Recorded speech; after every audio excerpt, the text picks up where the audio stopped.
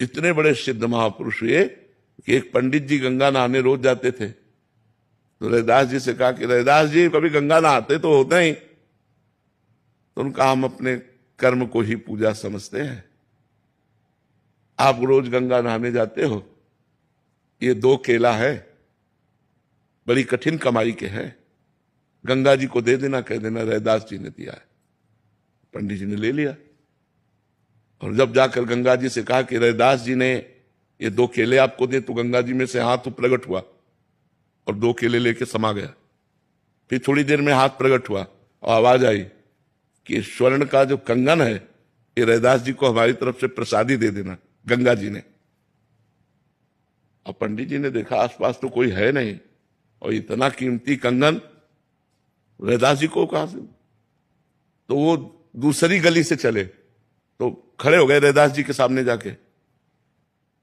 जिस गली से चलते वापस फिर वही रैदास जी के घर के सामने खड़े हो जाते। चमत्कार ये महापुरुष का कि गंगा जी ने कंगन दिया तो जिस गली से चलते घूम करके अपने घर के लिए वो पहुंच जाते रैदास जी के दरवाजे। आखिरकार रैदास जी के समीप गए और कहा केला दे दिया था। तो उन्होंने ऐसे कठोता में हाथ डाला और कहा हाँ हाँ दे दिया था।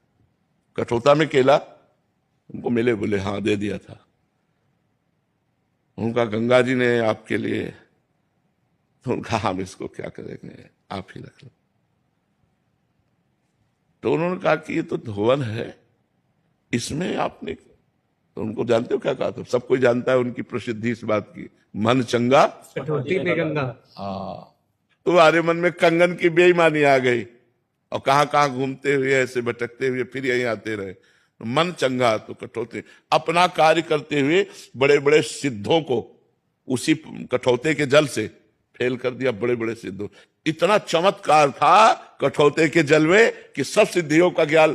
तो अगर हम स्वधर्मो निधनो श्रेया पर धर्मो भयावा, हमको भगवान ने किसान बनाया, व्यापारी बनाया, मास्टर बनाया, डॉक्टर बनाया, वकील बनाया। हम ईमानदारी से अपने कर्म को करें और भगवान का नाम जप करें तो सर्वलोक महेश्वर भगवान उसको पूजा मानेंगे और आप उससे परिपक्व हो जाएंगे।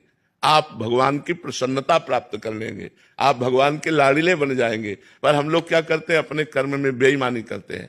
हम लोग भगवान का स्मरण नहीं करते, 2 कमियां करते। कर्म तो सब कोई कर रहा है लेकिन धर्म पूर्वक कर्म नहीं करते और नाम जप करते हुए कर्म नहीं करते, इसलिए सिद्धि प्राप्त नहीं होती। नहीं तो भगवान ने अर्जुन जी को कहा संन्यास लेने की आवश्यकता नहीं, इस समय युद्ध धर्म की आवश्यकता है। मामनुस्मर युद्ध च